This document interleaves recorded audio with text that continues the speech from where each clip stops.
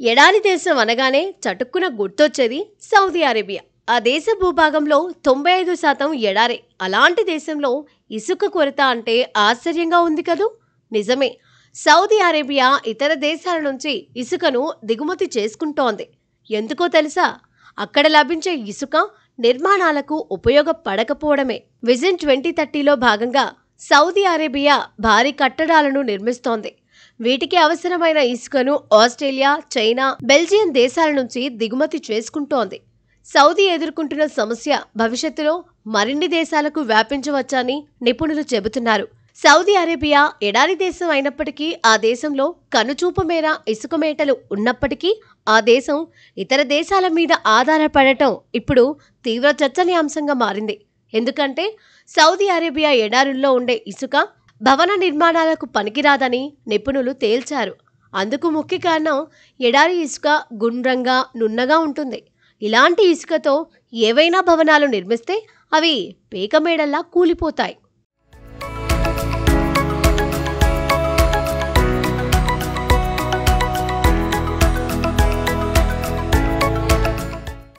ఇంతకు Saudi Arabia ఎడారుల్లో ఉండే ఇసుక గుండ్రంగా ఎందుకుంటుందో తెలుసా? ఎందుకంటే నిరంతరం వీచే గాలుల వల్ల కోతకు గురై ఇసుక రేణువులు గుండ్రంగా మారిపోతాయి.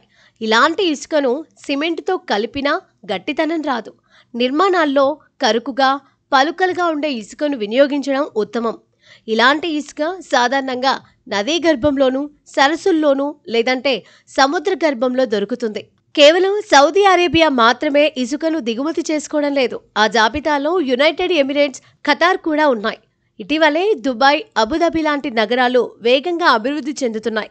ఈ నేపథ్యంలో భారీ మొత్తంలో ఇసుక కొరత ఏర్పడింది. భవనాలు బలంగా ఎక్కువ కాలం ఉండాలన్న ఉద్దేశంతో నాణ్యమైన ఇసుకను విదేశాల నుంచి దిగుమతి చేసుకొని నిర్మాణాల్లో వినియోగిస్తున్నారు.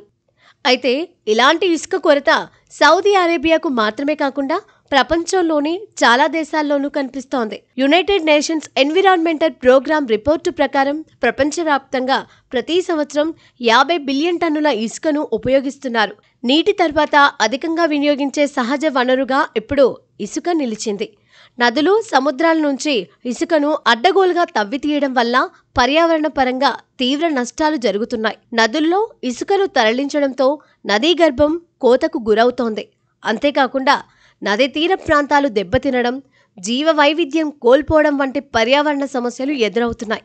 దీనిపై స్పందించిన యునైటెడ్ నేషన్స్ ఎన్విరాన్మెంటల్ ప్రోగ్రామ్ తీవ్ర ఆందోళన వ్యక్తం చేసింది.